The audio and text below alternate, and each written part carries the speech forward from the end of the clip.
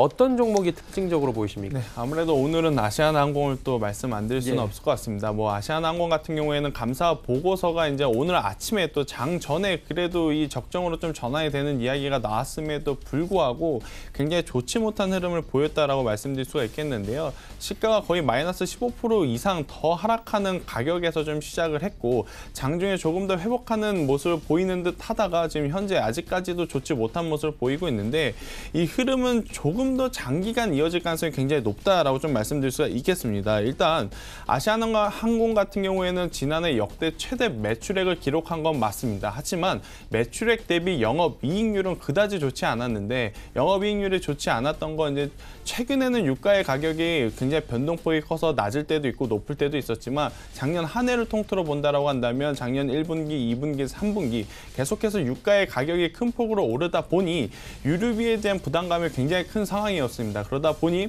앞서 이제 매출액은 굉장히 좋은 모습을 보였지만 뒤에서 남는 마진율, 즉 영업이익은 그다지 좋지 못한 모습을 보였기 때문에 앞으로 이 아시아나항공의 주가가 다시 한번 올라올 때 올라오더라도 시간이 굉장히 좀 많이 오래 걸릴 것이다 라는 이야기를 한번 드려보겠고요. 또 두 번째, 또 이 리스에 대한 이야기를 빼먹을 수가 없죠. 아시아나항공 같은 경우에는 우리나라 전체 항공사 중에서 리스 비율, 즉 비행기를 대여하는 비율이 가장 높은 항공사 중에 하나입니다.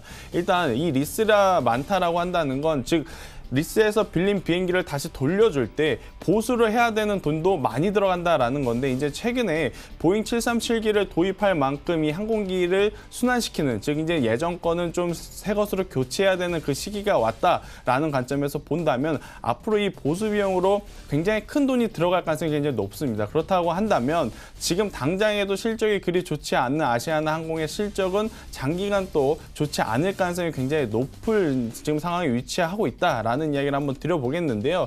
실질적으로 지금 항공주들 또 항공기업들이 많이 생겨나면서도 그 안에서 경쟁 심리로 인해서 가격들이 좀 많이 다운된 상황입니다. 뭐 엎친 데 덮친 격으로 지금 실적이 발빠르게 회복될 만한 지금 개선의 여지가 없다 보니까 아시아나항공 오늘부터 조금은 더 긴 기간 동안 하방 압력이 좀 더해지지 않을까라는 이야기를 드리면서 오늘의 특징주 아시아나항공 가져왔습니다.